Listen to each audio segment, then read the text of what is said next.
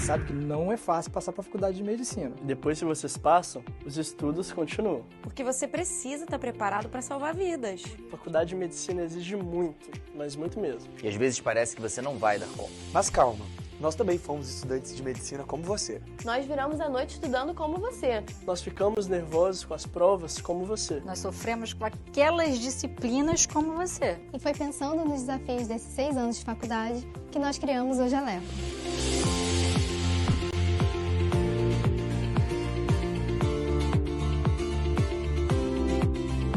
Companheiro ideal para os seus estudos. Com o Jaleco, você tem acesso a mais de 6.000 videoaulas. São 13.000 questões comentadas. Vários e-books, simulado personalizado e conteúdo novo todas as semanas. Com os profissionais mais renomados da medicina. E com a didática certa que vai te ajudar. E o melhor, hein? Você pode acessar tudo isso via site. Ou pelo aplicativo do seu celular. Só no Jaleco tem conteúdos que vão além da faculdade de medicina. Aulas de oratória, empreendedorismo, carreira, inglês para médicos e muito mais. Muito além de te ajudar na faculdade. Nós estamos aqui para te ajudar a ser o profissional que você sempre sonhou. Vem pro Jaleco!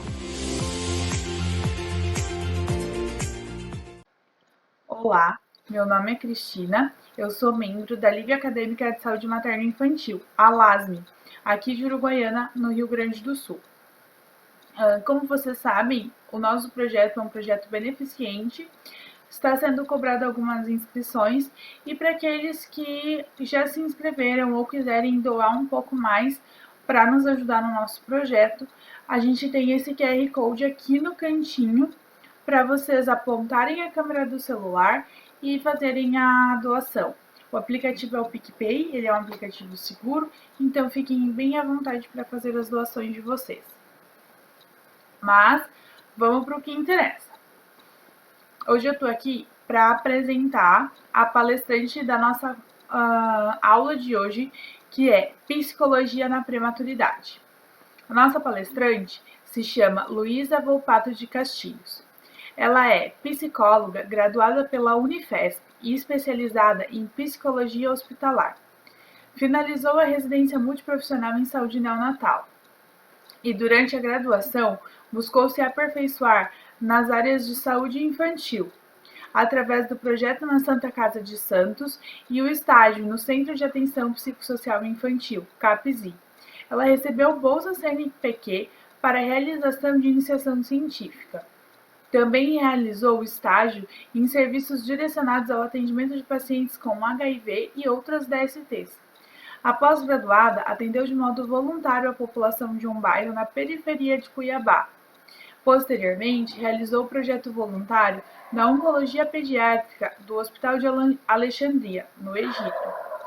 Durante a residência multiprofissional, atuou nos setores materno-pediátricos, tendo experiência em cuidados intensivos, em enfermarias, ambulatórios e unidades de saúde da família. Além disso, teve a oportunidade de realizar estágio da residência em uma casa de cuidados paliativos pediátricos em Portugal, na cidade de Porto. Atualmente, atua de modo clínico, atendendo pacientes infantis e adultos, além de realizar pré-natal psicológico.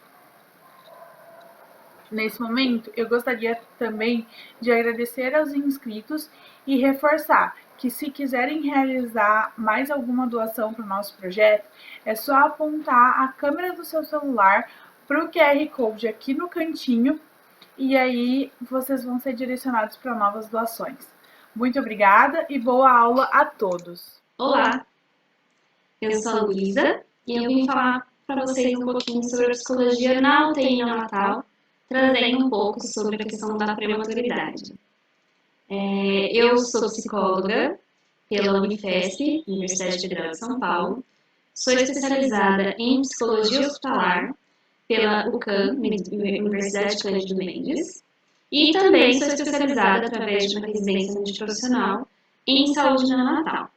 Então, eu trouxe um pouquinho para vocês entenderem um pouco qual é o nosso papel dentro da UTI neonatal e dentro dessa área da prematuridade. Então, primeiro, assim, para vocês entenderem melhor, né, quem somos nós, o que nós, psicólogos hospitalares, fazemos, né? A psicologia hospitalar, ela vem para contribuir com a visão holística que a gente tem que ter do paciente. Então, esse entendimento de que o paciente é um ser biopsicossocial, espiritual, ambiental. Eu já vou falar mais sobre isso. Mas é um paciente que tem que ser olhado de forma integral. O psicólogo hospitalar, ele tem um foco de atuação com a tríade paciente, família e equipe. Então, são esses 3 públicos que a gente vai ter a atuação. Também vou falar daqui a pouquinho um pouco mais. O objetivo, realmente, do psicólogo hospitalar dentro do hospital é trazer voz, né? Dar voz a essa subjetividade desse paciente, né? Então, de realmente entender o paciente de um outro olhar, né? Então, dar voz a quem ele realmente é, além daquele diagnóstico. E a intenção, né, a maior intenção é esse trabalho interdisciplinar, né? Então, o trabalho interdisciplinar, o que difere dele do trabalho multidisciplinar, é que ele tem realmente a cooperação de todas as áreas, né, de todas as profissões. Então, a ideia é de que a gente trabalhe de um modo junto, cada um com a sua área de saber, mas com o foco principal, que é esse paciente.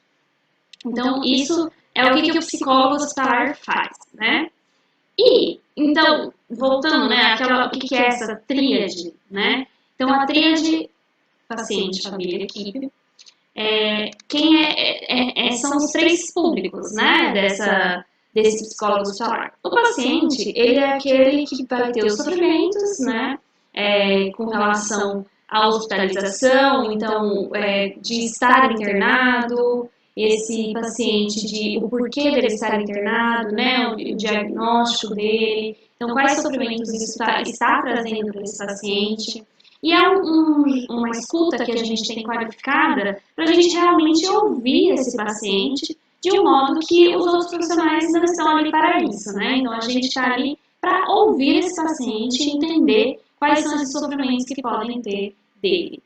A família em si, a gente atende de modo a auxiliar nessa angústia que a família pode estar sentindo com esse paciente internado, uma falta de compreensão mesmo da doença, né? Então, muitas vezes a equipe passa para passar o que está acontecendo e muitas vezes não é tão compreendida assim pela família, porque realmente às vezes eles estão ou em choque, ou então a linguagem pode ser muito técnica e eles não entendem tão bem. Então, o psicólogo vai ajudar nessa compreensão. A gente não vai explicar exatamente o que está acontecendo, mas tentar entender qual é essa compreensão dessa família e, se preciso, trabalho interdisciplinar. Então, avisar ou o médico, ou o enfermeiro, ou o fisioterapeuta, quem for responsável por aquela informação específica, de que esse paciente não entendeu o que está sendo realizado.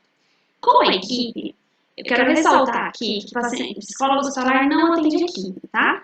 Psicólogo que atende equipe é um psicólogo específico, que trabalha com essa administração mesmo, né? É da parte organizacional. Então, esse psicólogo é o responsável pela equipe.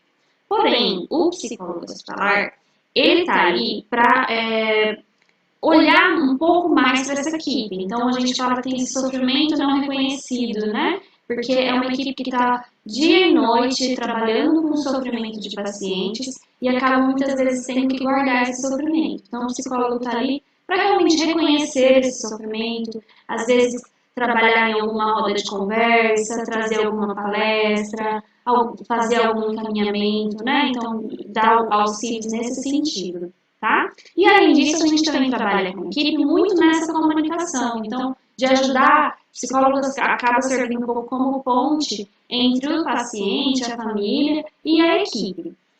Porque a ideia realmente é que essa equipe ela vá conseguindo ser cada vez mais apurada a comunicação, né? Para que essa comunicação não tenha falhas. Então, a gente vai auxiliar nisso, enquanto essa comunicação ainda tem algumas falhas. Além disso, eu falei sobre a visão holística, né? Que é a visão do paciente como ser biopsicossocial, espiritual, ambiental. Então, vamos desmembrar um pouco tudo isso. Bio é aquela parte que a gente já conhece, o diagnóstico, né? Então, é a composição genética, o sistema nervoso, imunológico, endócrino. Então, por exemplo, um paciente que entra O diagnóstico dele, por exemplo, é uma cardiopatia, né? Então, isso é a parte bio, que normalmente é a que é mais olhada. E a ideia é que a gente tire um pouco essa visão apenas biomédica e transforme nessa visão holística.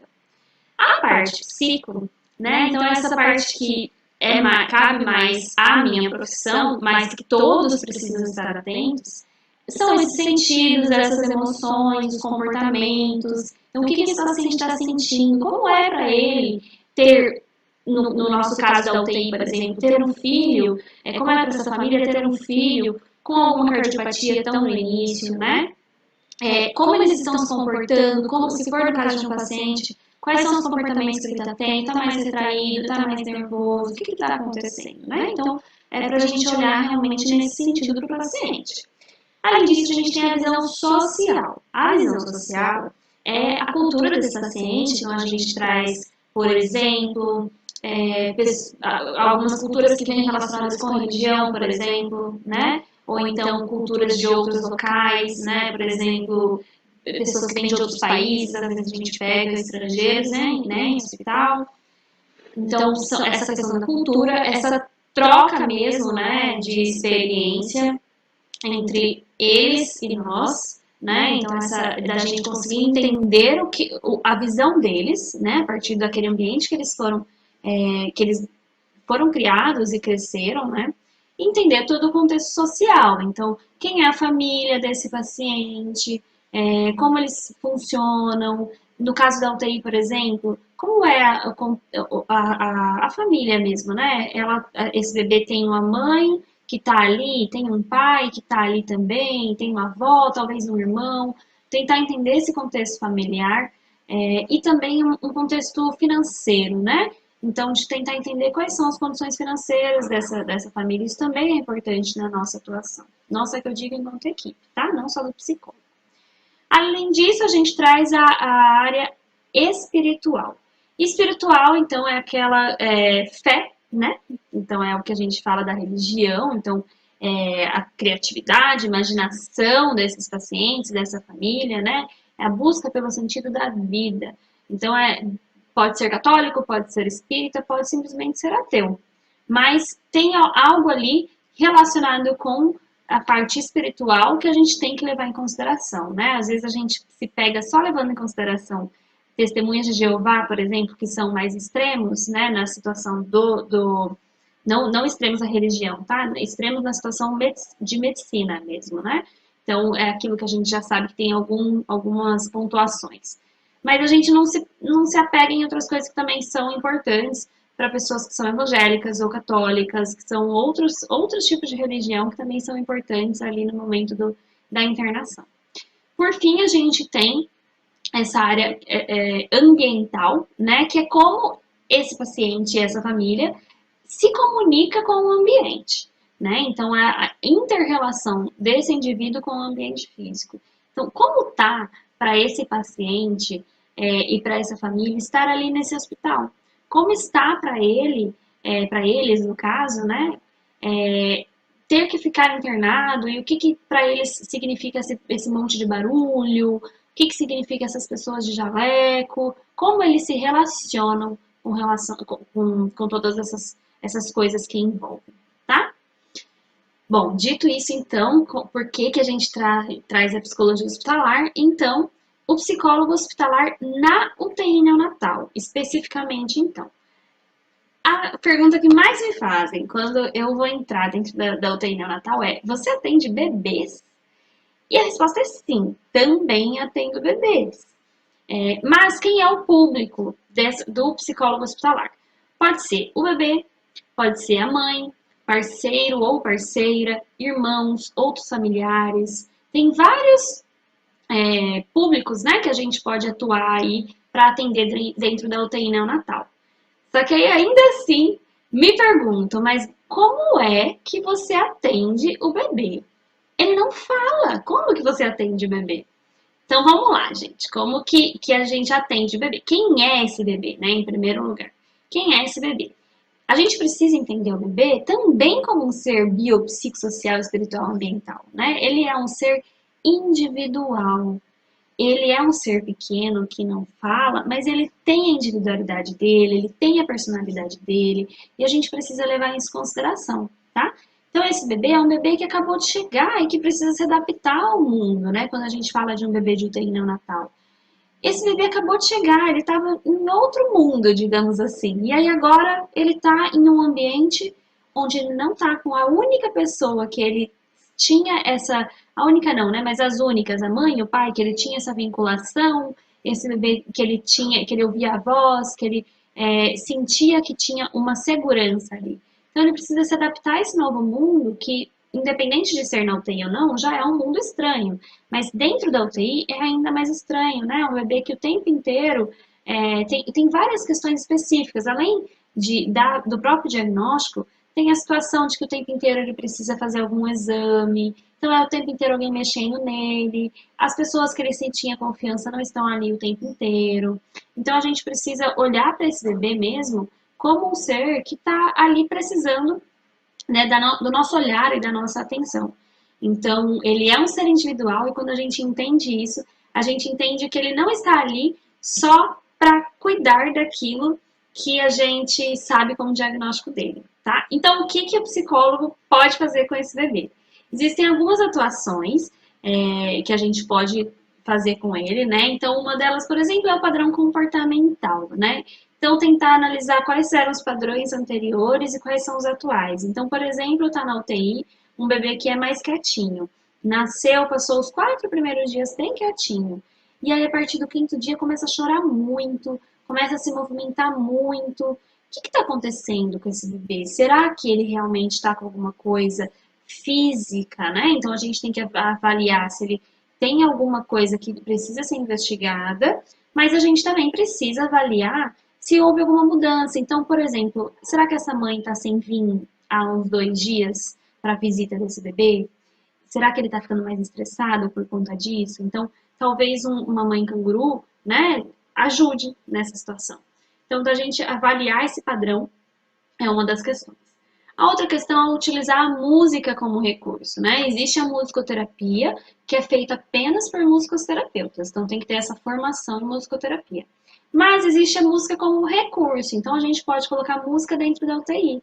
A gente coloca para eles se sentirem mais calmos, a gente pode desligar as luzes, isso ajuda na diminuição dos ruídos, porque dentro do hospital em geral já tem muito ruído, e dentro da UTI tem muito mais ruído, né? Então, só aquela portinha que a gente fecha da incubadora, aquilo tem um número de decibéis super alto para esse bebê. Então, aquilo pode causar estresse realmente nesse bebê. Então, a gente, colocando essa música, a gente também pode tranquilizar esses bebês. Já existem várias pesquisas mostrando que a música dentro da UTI neonatal, ela pode ajudar a baixar a saturação, ela pode ajudar na frequência cardíaca, na oxigenação, né, da saturação. Tem vários benefícios que pode trazer quando a gente traz uma tranquilidade para esse bebê. Outra coisa que pode ser feita são as massagens terapêuticas. Porém, as massagens terapêuticas precisam muito saber exatamente se esse bebê vai poder receber essa massagem. Então, acho que a maioria já deve ter ouvido falar da Shantala, que é uma massagem indiana, que um médico chamado Frederic Leboyer, ele descobriu essa massagem e ele divulgou por meio de um livro chamado Shantala como essa massagem, que nada mais é do que esse bebê sentado nas pernas da mãe e ela vai massageando alguns pontos específicos. Existem outras massagens, eu coloquei mais 2 aqui, toque de borboleta e toque de piano, que são 2 massagens também inspiradas nessa Shantala, que são em outros pontos, têm outros objetivos, tá? Só que tem algumas coisas. Todas essas massagens precisam, quem for fazer, precisa ter uma capacitação, porque precisa saber fazer e também porque tem um momento específico para fazer. Então, esse bebê ele precisa estar um pouco mais estável, tá? Mas é uma alternativa, talvez, para a unidade canguru, por exemplo.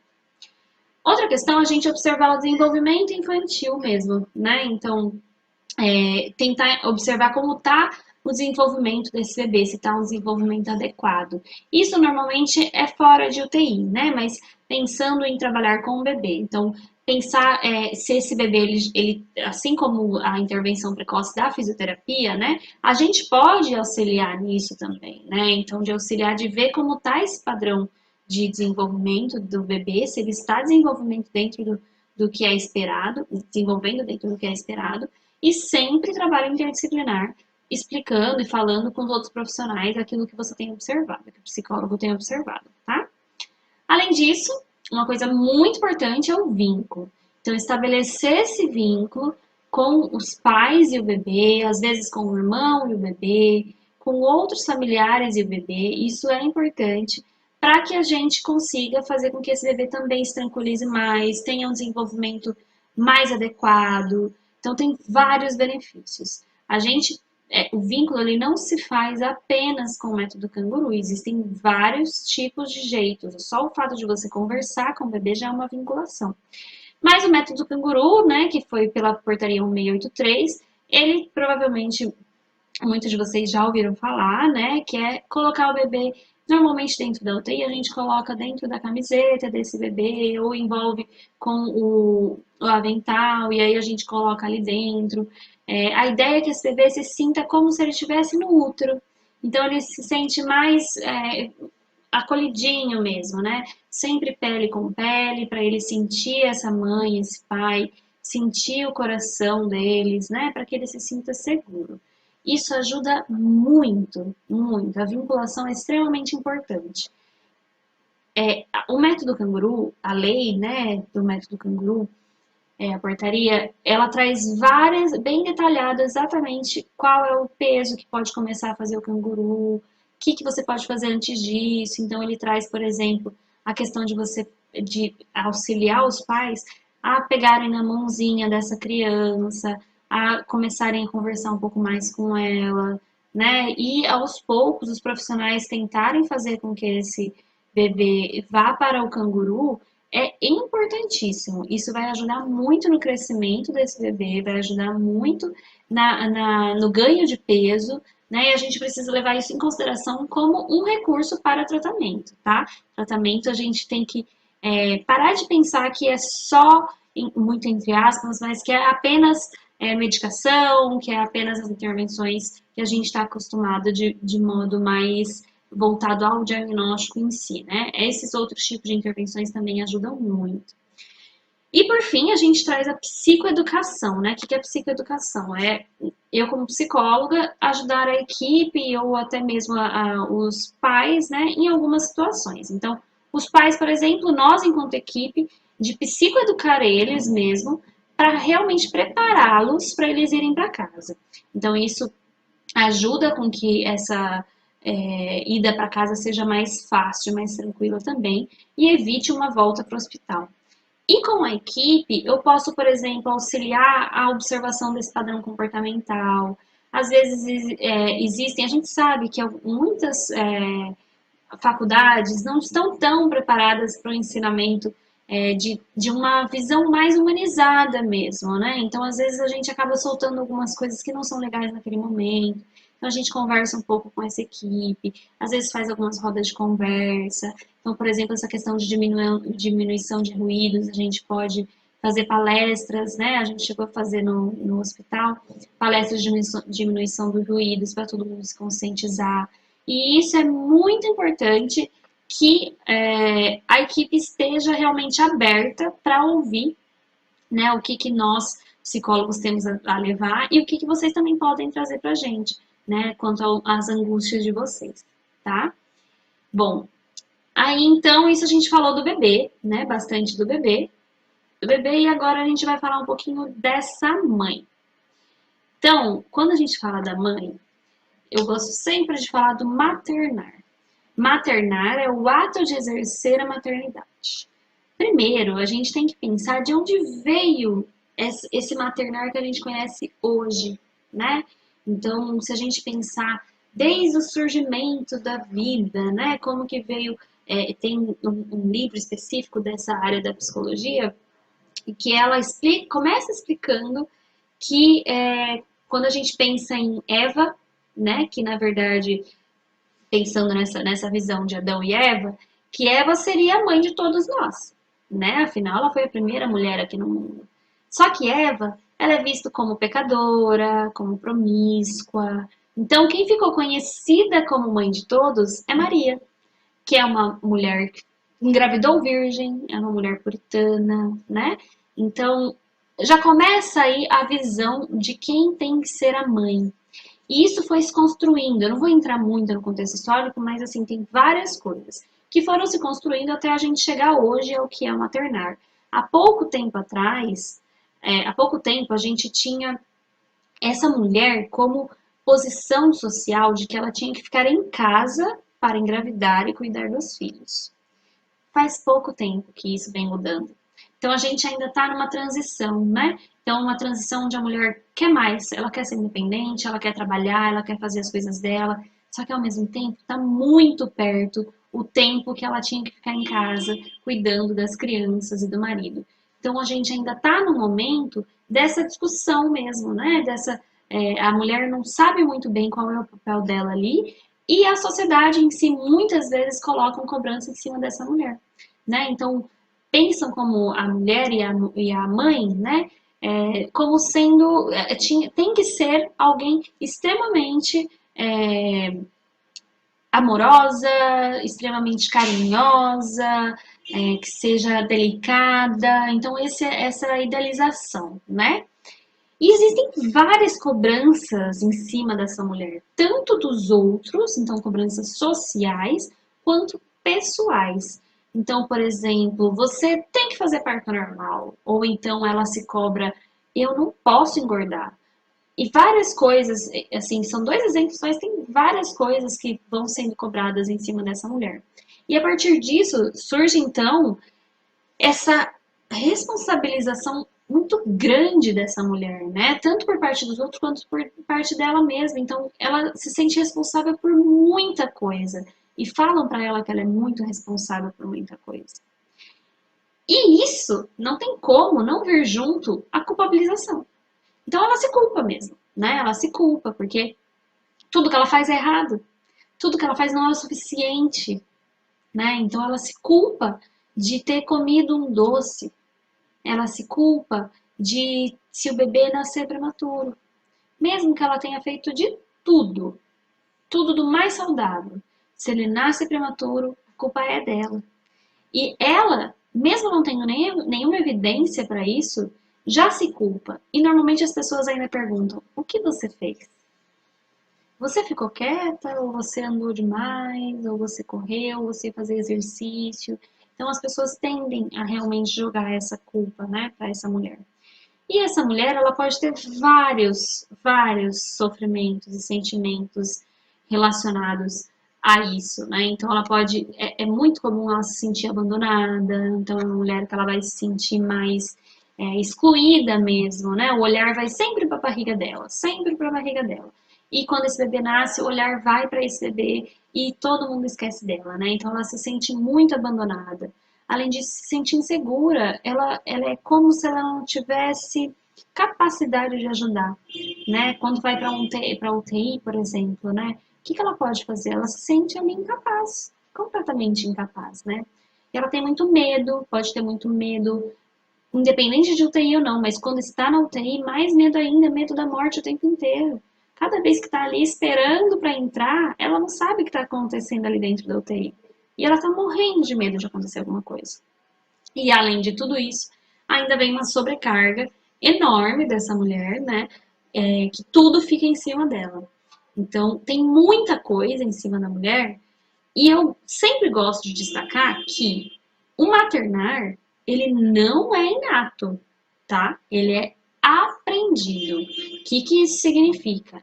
Nós não nascemos mães. Isso foi algo construído pela sociedade, tá? Nós não nascemos mães. Tem muita mulher aí que não quer ser mãe. Tem muita mulher que não tem nenhuma vontade ou então que tem o bebê e não tem nenhuma noção de como cuidar deste bebê. Também precisam ser olhadas para essas mulheres, né? O que acontece? Nós, enquanto meninas, nós somos sempre ensinadas.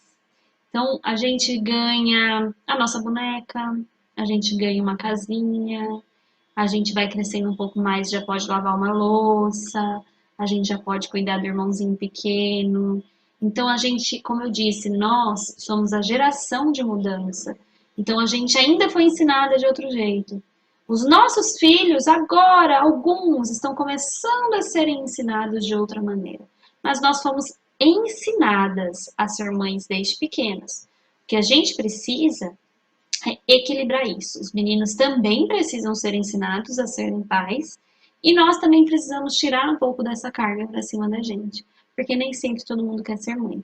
Então, maternar não é inato, tá? Ninguém nasce sendo mãe. Todo mundo aprende a ser mãe. Bom, então, falamos da mãe e falamos do bebê. E aí, já que a gente está no Novembro Roxo e aqui eu vim falar sobre prematuridade, né? Quem é este bebê prematuro? Né? O bebê prematuro, ele é um bebê que ele nasce completamente diferente daquilo que foi imaginado. Existe um autor chamado Lebovitch que ele traz um conceito bem legal para entender, que é o de bebê imaginário e bebê real. Bebê imaginário. Bebê imaginário é como nessa primeira fotinha, aquele bebê que você já imagina como que vai ser o ensaio fotográfico do nascimento dele.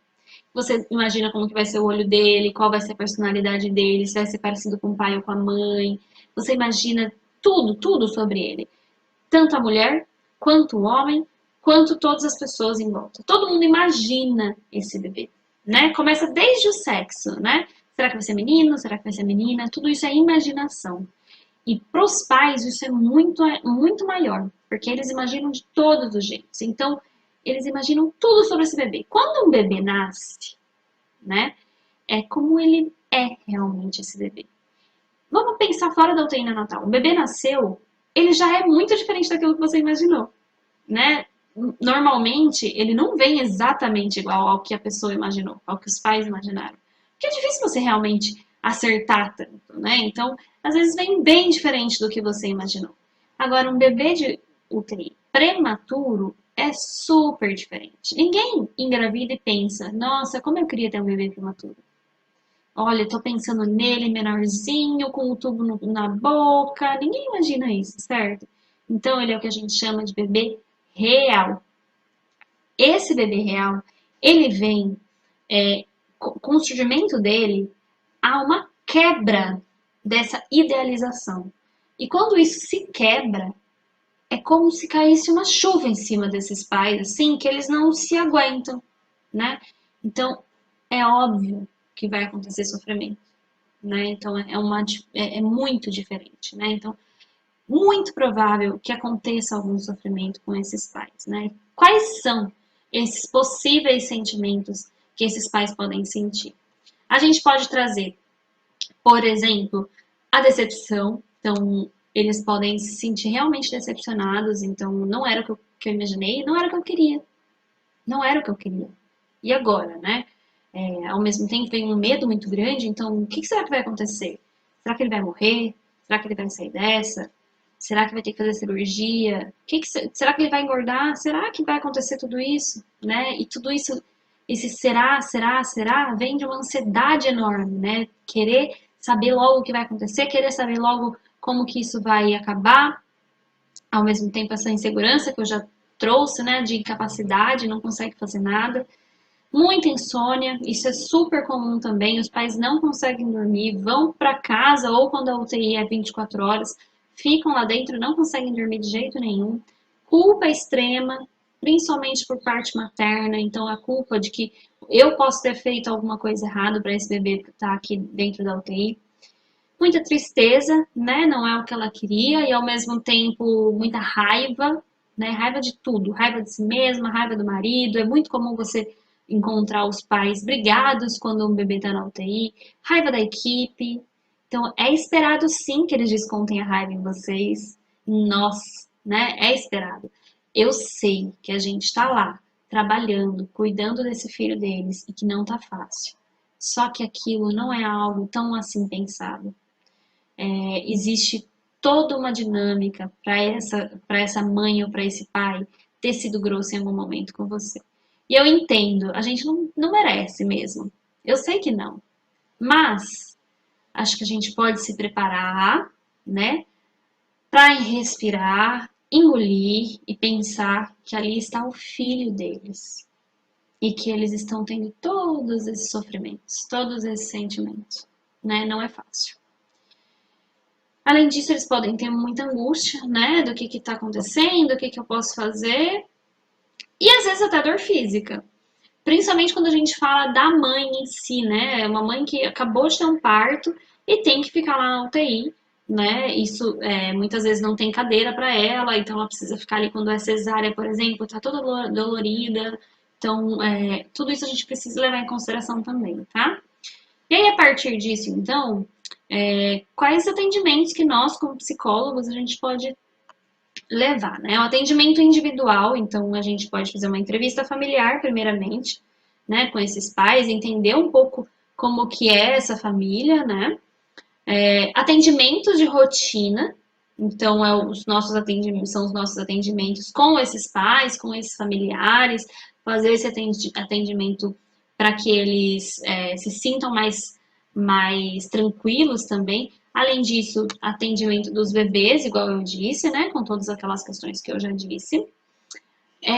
A gente estar presente durante o boletim médico também é super interessante. Primeiro como um trabalho interdisciplinar, mas também para entender o que esses pais estão compreendendo. Então, a gente pode ficar ali durante o boletim médico e depois atender estes pais. Então, perguntar, né, o que vocês entenderam do que o médico passou? Porque assim você vai saber se eles realmente compreenderam. E se não, conversar novamente com o médico, pedir para que ele esclareça um pouco mais, que muitas vezes não foi bem compreendido. Tudo aquilo que não é bem compreendido é mais sofrido e tem mais consequências. Então, às vezes, está cansativo, a gente não quer explicar tudo de novo. Só que isso vai dar mais dor de cabeça depois. Porque se eles não entenderam, isso vai ser mais sofrimento e vai juntar todos aqueles sofrimentos que eu já disse e que também vão refletir em nossa equipe, tá? Além disso, acompanhamento de notícia de óbito. Nós, enquanto psicólogos, não damos notícia de óbito, tá? Nós não somos licenciados para isso. O que a gente faz? Acompanha. Então, acompanha esse médico, acompanha o enfermeiro. Quem dá notícia é o médico, o enfermeiro às vezes está presente. E a gente pode estar presente também como suporte. Suporte para a equipe, suporte para os familiares. Então, a gente está ali, a gente acompanha esses familiares para ir ver o bebê, para ver o corpinho. Então, a gente faz todas essas intervenções com o familiar, tá? Além disso, a gente pode também fazer um trabalho em grupo. O trabalho em grupo, a gente precisa sempre ver, né, se tem realmente um sentido, né, aquele grupo. E a gente tem que pensar assim, o trabalho em grupo, para que ele serve? Ele serve para ocorrer essa identificação. Vocês podem perceber que normalmente em UTI, os pais sempre se conhecem. Eles sabem o diagnóstico de todos os bebês, sabem os nomes de todos os bebês, quando um fica bom, quando um fica mal, todos eles se apoiam, porque eles se identificam. Só eles sabem o que eles estão passando. Então, é uma identificação. A gente precisa pensar qual será o tipo de grupo. Então, vai ser um grupo só de mães, vai ser um grupo de amamentação, vai ser um grupo de pais em geral. Qual vai ser esse grupo, né? A gente precisa entender qual é o setting que a gente chama, né? O setting é o local. Então, a gente tem um local para isso, que o grupo ele precisa estar em um ambiente que seja confortável, onde as pessoas consigam ficar realmente ali bem, né? E qual é o objetivo desse grupo, né? Fazer grupo só por fazer não vai funcionar, né? Então, qual é realmente o objetivo desse grupo? O que você pretende, enquanto psicólogo, de fazer o objetivo desse grupo? E a gente pode trabalhar, inclusive, de maneira interdisciplinar no grupo. Então, às vezes, a gente tem alguns grupos, e aí a gente quer chamar a enfermeira, por exemplo, para dar alguma orientação. Por exemplo, com cuidados em casa enquanto a banho. A gente pode chamar também com relação a isso, tá? Outro tipo de atuação que também é bem interessante é a atuação de visita de irmãos. Aqui eu quero ressaltar algumas coisas. Primeiro, que a visita de irmãos, ela parece ser muito simples, né? Você só vai lá, libera o irmão, ele entra e vê o bebê. porém isso é muito grave se você não faz do jeito certo. Então, primeiro, é necessário um planejamento interdisciplinar, tá? Porque para entender como tá esse bebê, ele tá muito grave? Será que ele tá muito grave, mas tem uma possibilidade de vir realmente a ficar melhor e aí essa criança pode visitar em outro momento? Ou tá muito grave a ponto de morrer, né? E aí é importante essa criança ir agora porque não vai ter outra oportunidade. Além disso, a gente precisa verificar a idade dessa criança. Então, a gente tem um padrão de entendimentos a partir da idade, né? Então, se ele tem 5 anos, é um entendimento. Se ele tem 10 anos, é outro entendimento. Então, a gente precisa verificar essa idade.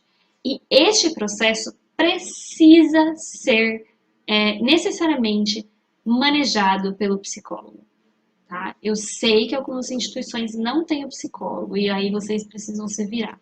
Mas se tiver, chame o psicólogo antes. Por quê? Porque o psicólogo vai atender essa criança antes da visita, vai estar com ela durante a visita e vai atendê-lo depois da visita.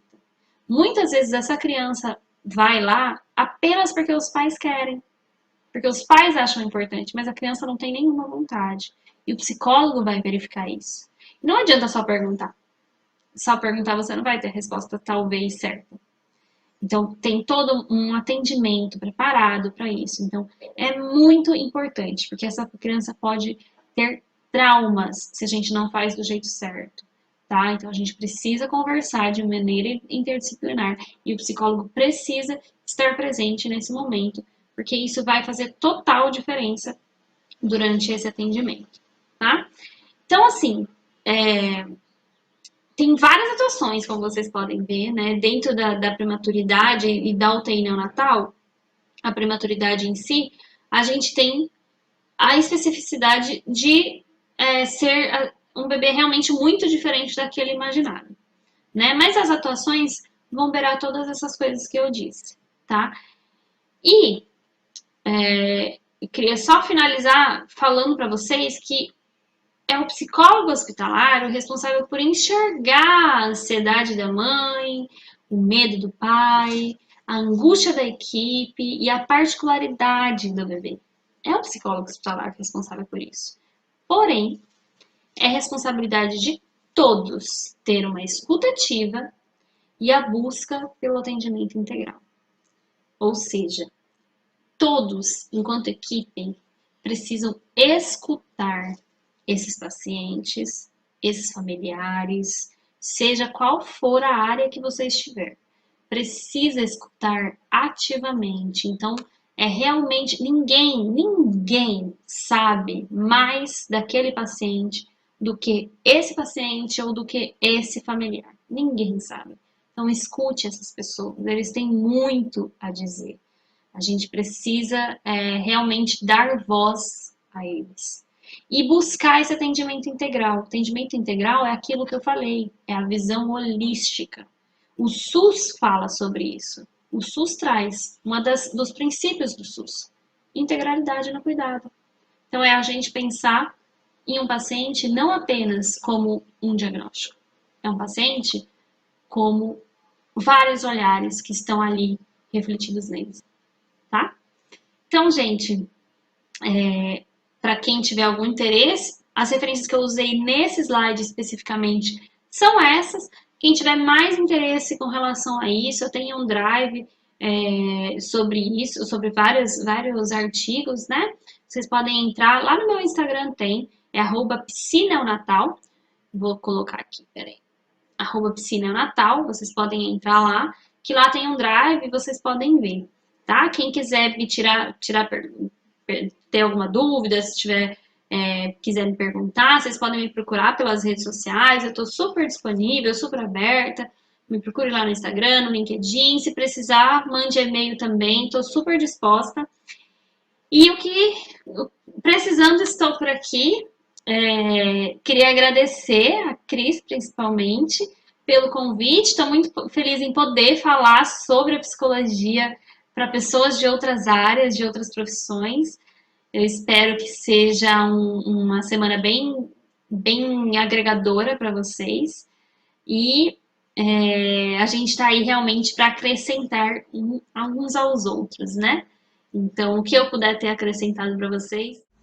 Pessoal, agora a gente tem o depoimento da mamãe da Andressa. Confere aí. Olá, me chamo Silvia, eu sou a mamãe da Andressa. A Andressa é uma prematura extrema de 25 semanas. Ela nasceu com 974 gramas, devido a uma complicação na minha gravidez, né, chamada coriomielite. E essa complicação me levou ao parto prematuro. Eu tive que fazer uma cesárea às pressas. Foi bem complicado, minha cesárea durou 3 horas. E o momento difícil que eu tive foi no outro dia, quando eu fui ver o meu bebê, né? Porque no momento em que ela nasceu, eu não pude vê-la. Ela nasceu e os médicos já saíram com ela para a UTI, fazer os procedimentos necessários. E eu só pude ver ela no outro dia.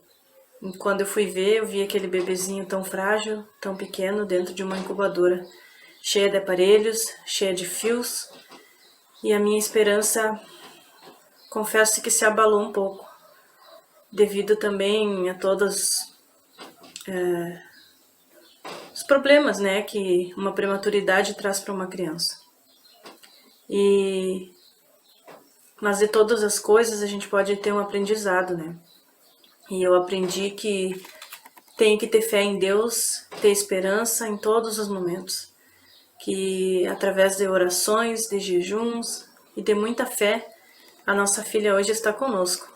Bem, feliz, saudável. A nossa bebezinha, ela hoje está com 2 anos e 9 meses e ela faz de tudo. Ela brinca, corre, pula, dança. Ela sabe distinguir os animais e sabe fazer os sons deles. Ela sabe contar do 1 ao 10. Ela reconhece os números.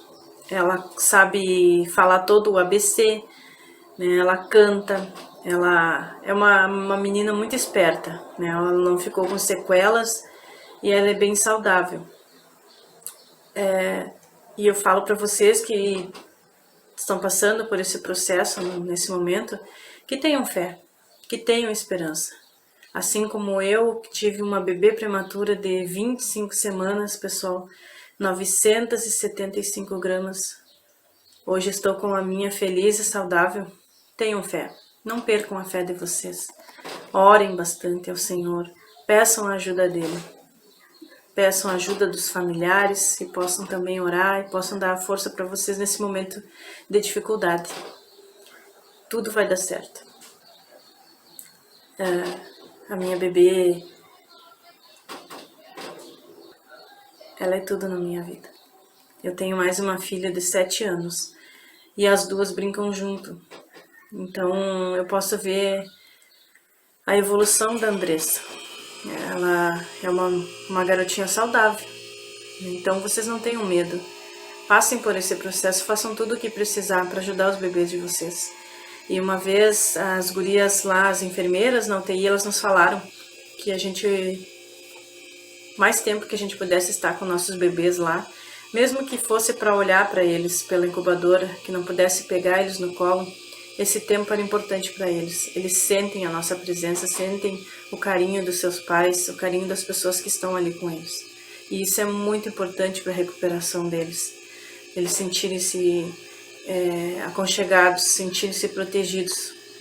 Então, tenham fé, tenham esperança, façam tudo o que tiver ao alcance de vocês para ajudar os médicos, né? Para fazer todas as coisas que pedirem para vocês. E também tenham fé que tudo vai dar certo. Que o Senhor abençoe a vida de vocês, que vocês possam ter esperança, que vocês tenham força para lidar nessa situação difícil. E que com certeza serão abençoados no final. Obrigada pela oportunidade. Que Deus abençoe a todos vocês.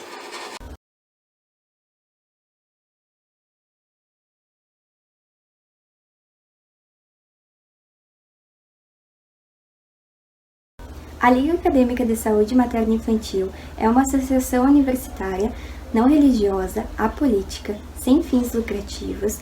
Foi fundada em 19 de agosto de 2017 e possui sede e fórum na Universidade Federal do Pampa. Nossa atuação se estende a todo o município de Uruguaiana e busca orientar e assistir a população em geral, no que tange à saúde materno-infantil, além de oferecer a seus membros participantes condições de aprendizado e aplicação nas áreas de pesquisa, ensino e extensão. Assim, realizamos eventos a fim de fornecer maior assistência à população uruguaianense, como o Novembro Roxo, pois no dia 17 desse mês comemora-se o Dia Mundial da Prematuridade. Em vista disso, a LASME organiza atividades a fim de empoderar e elucidar a população acerca do tema. Bom, para manter a tradição, enquanto evitamos aglomerações, nós organizamos a Semana do Novembro Roxo, como sendo um dos 3 eventos beneficentes propostos pela LASME, para arrecadar fundos que serão revertidos em sua totalidade em cestas básicas e em produtos de higiene. Nós, em conjunto com a Estratégia de Saúde da Família de Uruguaiana, iremos distribuir as doações para as famílias mais carentes no final de 2020. Quem se inscreveu no evento previamente já contribuiu com uma doação e garantiu o certificado no evento. Mas se você quiser, pode contribuir novamente. E se não contribuiu ainda, aqui está a oportunidade. Basta direcionar a câmera do seu celular para o QR Code que aparece no canto esquerdo inferior da sua tela. Esse aqui, ó. Faça uma leitura do QR Code que lhe direcionará ao link do PicPay da LASME. O aplicativo PicPay é confiável e basta o cadastro do seu cartão de crédito para conseguir fazer a transação. Lembre-se que qualquer valor é válido. Agradecemos imensamente a sua atenção e parceria.